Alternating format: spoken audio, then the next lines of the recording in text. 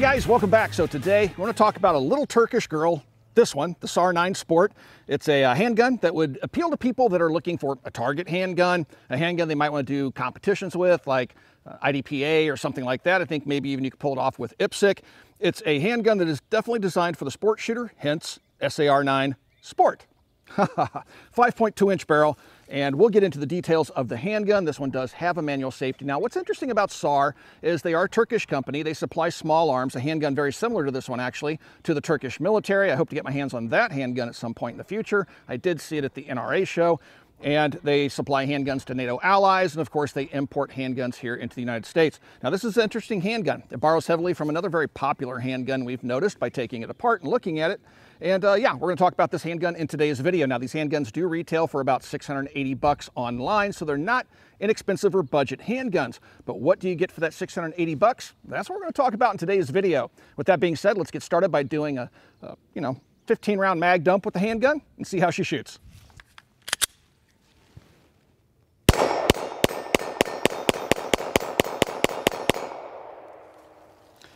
Straight out of the box, no lubrication, and that's how we're going to run it today. And if she fails, we'll show you that. If she shoots great, well, I'll tell you that too. So we'll see.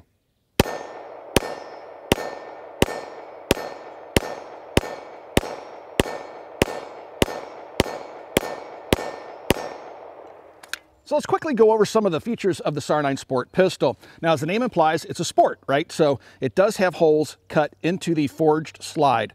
The slide and the barrel are both forged on the gun. Inside the polymer frame, you have a stainless steel chassis that holds your trigger mechanism.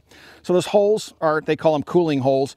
They're there for sport purposes on concealed carry guns. I probably wouldn't do that because it allows the ingress of lint and other debris into the action of the gun. But for a sport shooting pistol or target pistol, that has a white dot on it, not tritium. And same back here. So you have a 3-dot sight set up. On the top of the slide, we have 2 screw holes right here. I'm assuming that's for mounting an optic or something like that. And then of course this third one here is a roll pin that holds your extractor in. The serrations are very aggressive, inertial safety on it that keeps the gun from firing when dropped. I call it the dingus, so it has that dingus on it. Have a nice deep undercut underneath the trigger guard there, serrations on the front, 1913 rails out here for mounting accessories. Has a grip very much reminiscent of like maybe the VP9. Finger grooves, nice swell. With my large hands, this thing feels really, really good in the hand points very naturally. It does have replaceable grip panels and back straps. And then when you get down to the underside, it's not really beveled or anything like that, but it is dished out on both sides of the grip.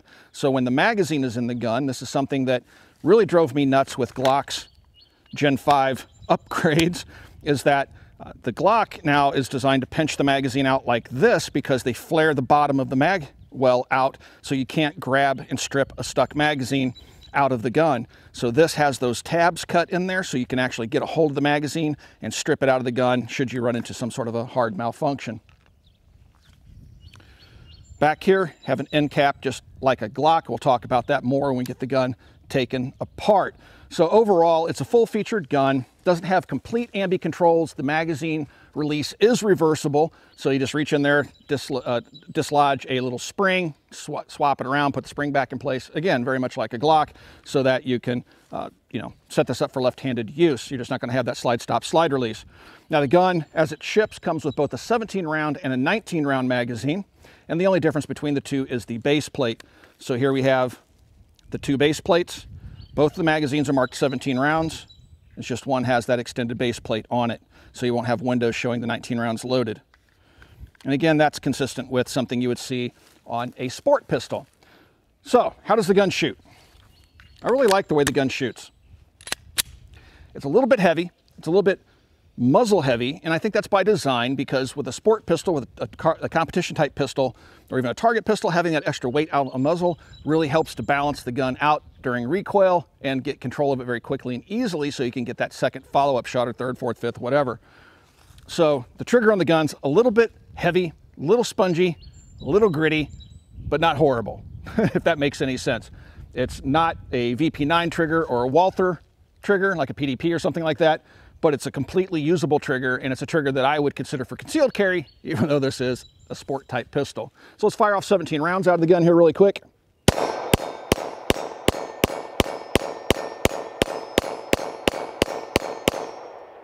Now, the nice thing about this gun is mini guns, when I shoot them, the slide stop slide release sets a little too far back. So when I'm doing my thumb forward grip, I'll actually hit that and the gun won't lock open on the last shot fired. I don't have that problem with this particular pistol. Here's the 19 round magazine. We are shooting some 124 grain Federal ammunition today. I want to thank my friends over at Federal for supplying the ammunition free of charge to the channel. It makes what we do a whole lot easier. I have been using Federal my entire life. Love the folks over at Federal, love the ammunition, really good stuff.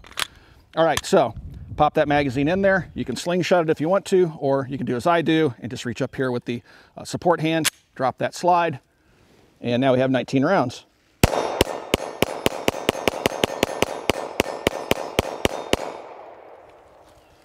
Very easy gun to shoot.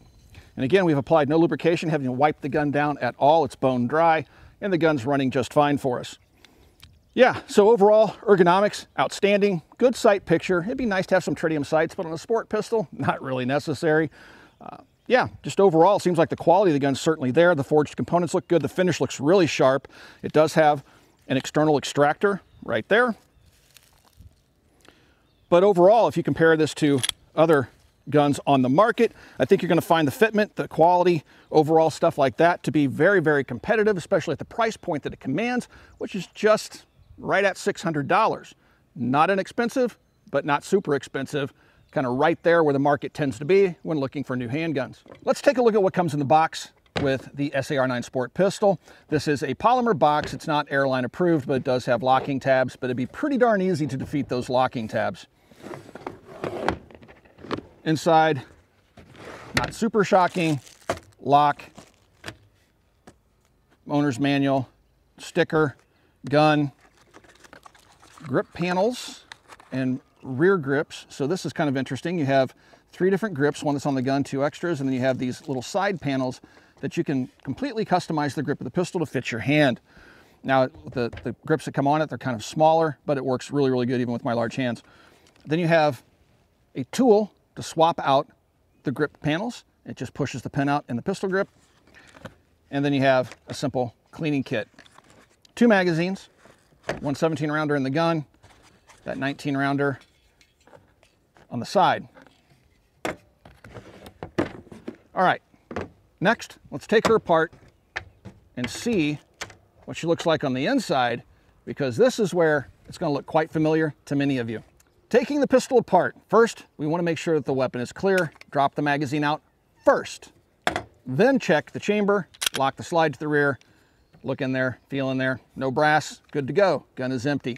Let the slide go home. Now I'm going to point the gun in the safe direction, pull the trigger, slightly pull the slide to the rear, pull down on the disassembly tabs and let that slide go forward, and then it will come off the gun. Inside the slide, you're going to have a double recoil spring system. Take it out, it is captive. It's a simple Browning action based on the high power /1911.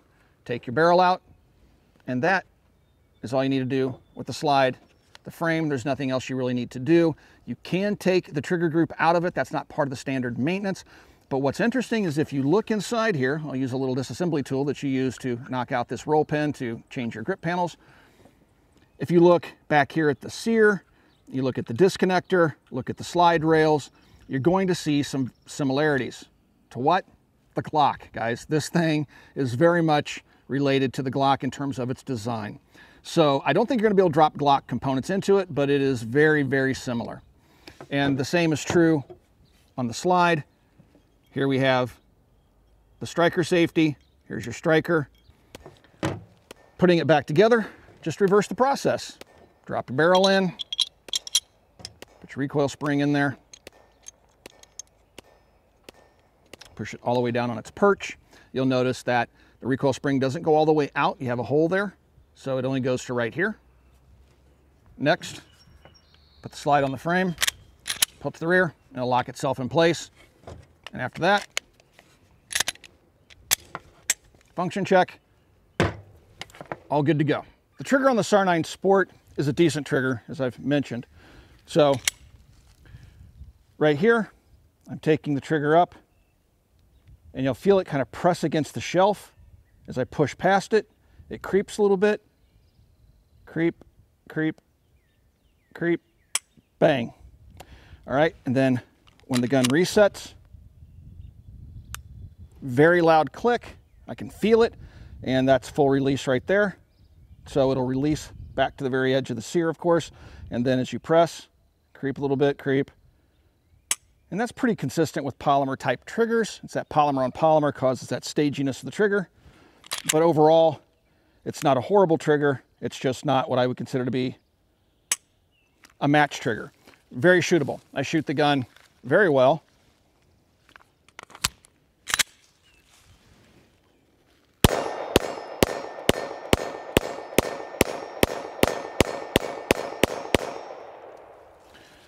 Very controllable, shoots nice and flat. We have that extra weight out there on the muzzle with the longer sport barrel and slide, but overall it makes for a very shootable gun. SAR USA tells me that they actually have a full custom shop, so if you want to have your gun modified in any way or have parts installed, things like that, apparently they can do that, which is a nice touch. Not a whole lot of importers have that capability. Most will just bring over spare parts and be able to fix guns, but not truly modify them. Things I like about the gun. So the gun has very natural controls. So the magazine release, good spot, proper height for me. I can easily manipulate it. I don't have to change my grip to do so. Trigger, decent trigger, not horrible, not great, but that's kind of the standard these days. It's a very normal trigger, if you will. If you take a look at the slide stop slide release, so you have a shelf going both ways, so you can push up on it to easily lock it to the rear, and then you got plenty of real estate there to push down. Unlike the Glock that just uses a folded piece of sheet metal, which you can miss many times, especially if your hands are sweaty or wet or anything like that. This, you're gonna have something more to work on. The safety, not super positive, so I'd throw that kind of in the negative category. It just kind of moves back and forth. It's not like a really solid detent like on a good 1911, but I'm not a big fan of safeties anyway. So if I had one of these, I would probably go for the SAR 9 model that would be more not for sport use, but for concealed carry, slightly shorter barrel, and that had no manual safety, simply because I don't find them necessary on striker pistols. But those of you that do like manual safeties, this gun has that for you. Ergonomics, the grip, very, very natural on the gun. Fit and finish, very good on the gun.